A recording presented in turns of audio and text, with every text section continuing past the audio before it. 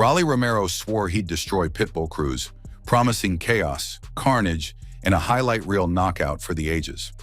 But when the bell rang, all that swagger turned into panic, and the hunter became the hunted. This right here is my good luck charm. It's Chihuahua Cruz. Rolley Romero had always been loud, not confident loud, chaotic loud that makes headlines, sells tickets, and convinces people you're better than you actually are. He strutted into press conferences calling Isaac Pitbull Cruz a Chihuahua, laughing like he was already the winner. To casual fans, he was entertainment. To Cruz, he was just noise.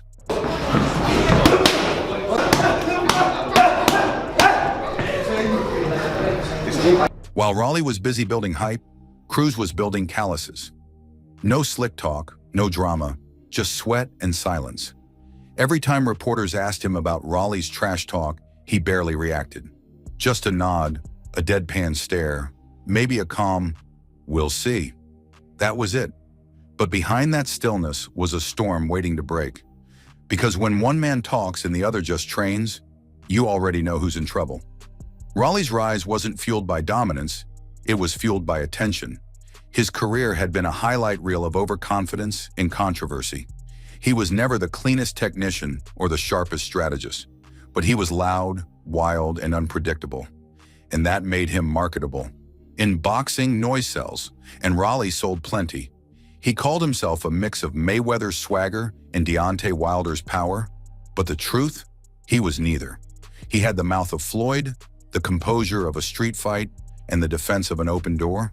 Cruz is already in cruise control for that. It's one. Isaac Pitbull Cruz was the complete opposite. A man of few words born in Mexico City, raised on grit and discipline. His nickname wasn't for show. He fought like one. Low stance, relentless forward motion, pure aggression. He didn't waste punches or words.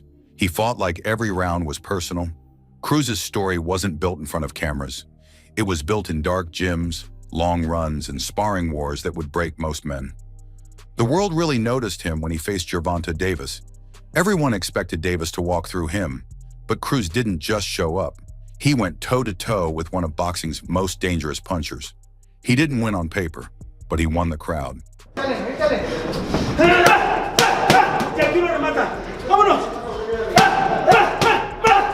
That fight changed everything. Cruz wasn't just a hard hitter anymore.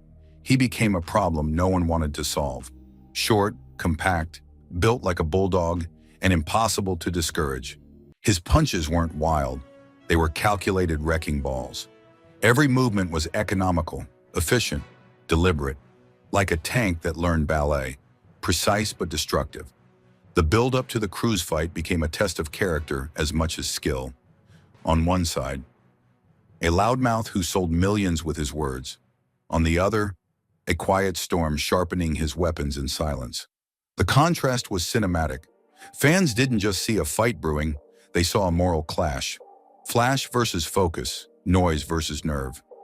Chihuahua, poodle. He kind of looks like a pug right now, so yeah, he's a little fat right now. So I mean, self-explanatory. By the time Fight Week arrived, Rolley was still doing interviews like it was stand-up comedy. And Cruz, still quiet, still composed. No theatrics, no headlines.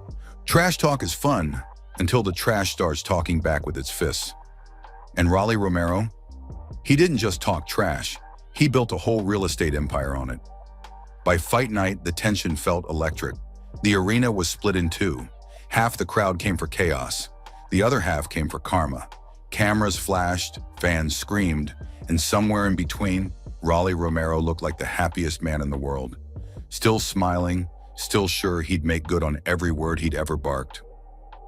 Then the bell rang. Davis, Cruz took Davis the 12-round distance.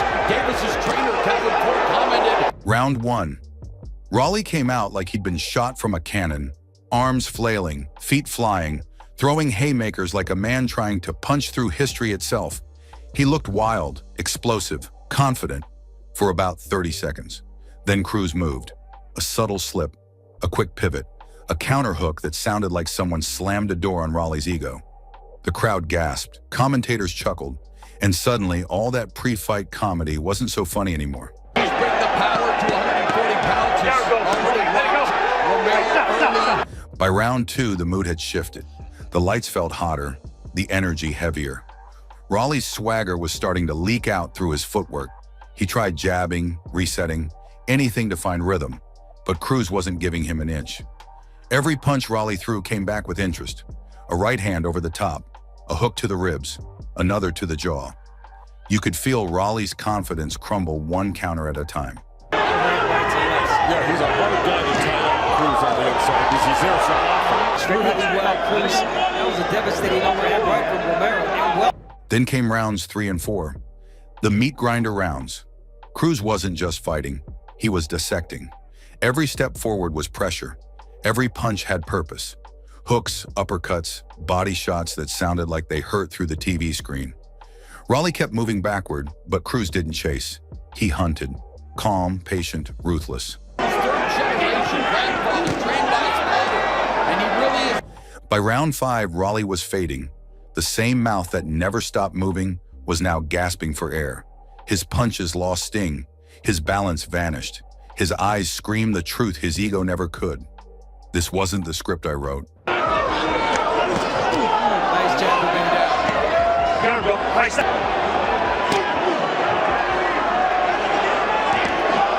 Tom Taylor already deducting a point here in round 5 for excessive holding, and the rights and lefts now from Cruz. And then came the collapse. Left hook, right hand over here. Left hook right there, no, didn't get any. Right hand from Cruz. Left hook right Cruz through a counter by Adams. There's the left right. Romero in trouble along the ropes. Round 8, Cruz pressed him to the ropes. Rolley tried to clinch, but Cruz broke free with a vicious combination. Body, head, body, head. Every punch was a receipt for every word Rolley ever said. The crowd stood up. The referee stepped closer. Rolley's head snapped back from a clean right hand, and that was it. The referee jumped in. Fight over. Cruz continues to walk down Romero again, latches the right hand. Silence. Not the kind of silence where people are shocked. The kind where everyone just collectively realizes they watched arrogance get exercised in real time. Rolley stood there, blinking, lost, sweat mixing with disbelief. The same guy who promised destruction had just been destroyed. The post-fight scene looked less like a boxing interview and more like a man trying to talk his way out of a car crash he clearly caused. Rolley Romero, face swollen, lip busted, pride shattered, was still trying to sound like the guy who'd promised destruction just days before. The mic came up, and with a straight face he said, "Jesus was resurrected. I'll be back." The internet did not let that slide. The same energy he put into trash talk before the fight was now getting fired back at him in meme form. Poetic justice, served with Wi-Fi speed.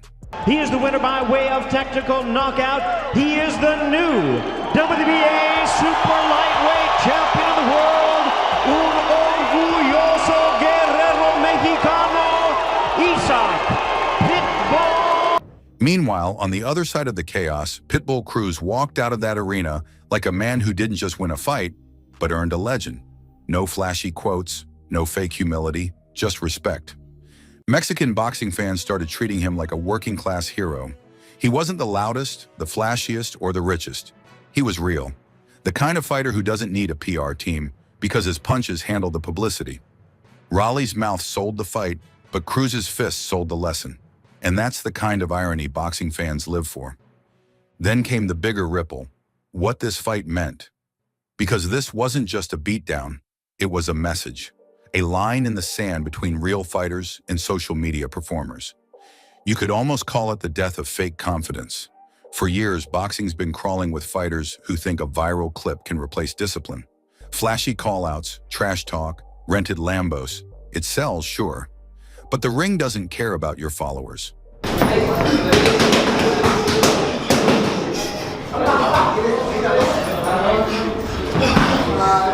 Cruz reminded everyone of that. He didn't need to trend before the fight. He just showed up, silent, focused, and left with everyone's attention. Like this video and subscribe to the channel to get more updates.